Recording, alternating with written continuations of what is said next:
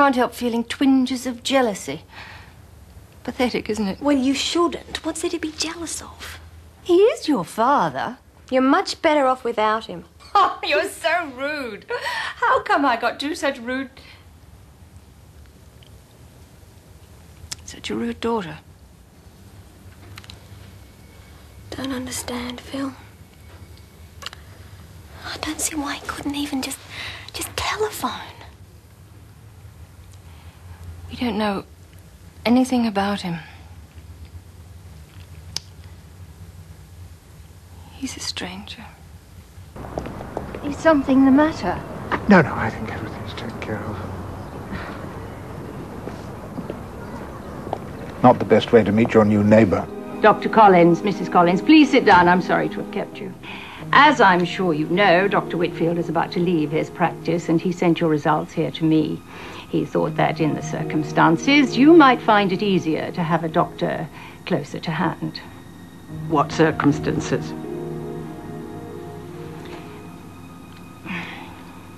I'm afraid you're very ill, Mrs. Collins. Very ill indeed. The results of your tests show that you have a brain-deteriorating disease called encephalitis lethargica. I'm afraid there's no cure for this form of encephalitis, Mrs. Collins.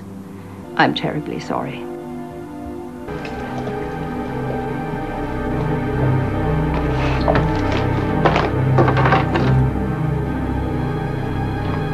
There is no Dr. Jane Watts at Reading Hospital. It was a dressed-up Alice Young you took your wife to see.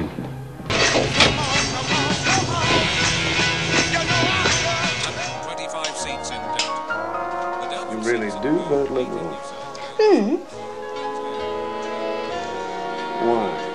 It's just an emotional thing. I associate Labour with coarse men in overalls. I'm not a coarse man in overalls. It's just an emotional thing. You tend to follow your emotions. Yes, Would you mind taking your hand off my bottom? What would you do if I didn't? Knee you in the balls. I don't think you would. Oh, shit. It's about time somebody did that to him.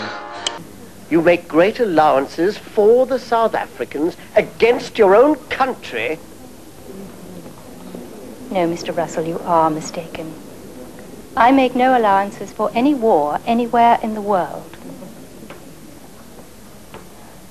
My concern is purely for the women and children who are made to suffer when men go to war.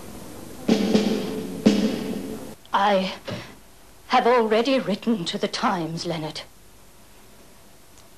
stating definitely that I went to Germany quite simply and openly, contravening no law. What an absolute brute you are. I never can believe a word you say. Why did you tell me you didn't know her?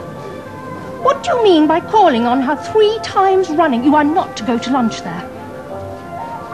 Of course you understand that. My dear Laura, I wouldn't dream of going. You haven't told me her name yet. Who is she? She's a Mrs. Earle. That woman? Yes, that is what they all call her. Very interesting. How intensely interesting. I really must have a good stare at her.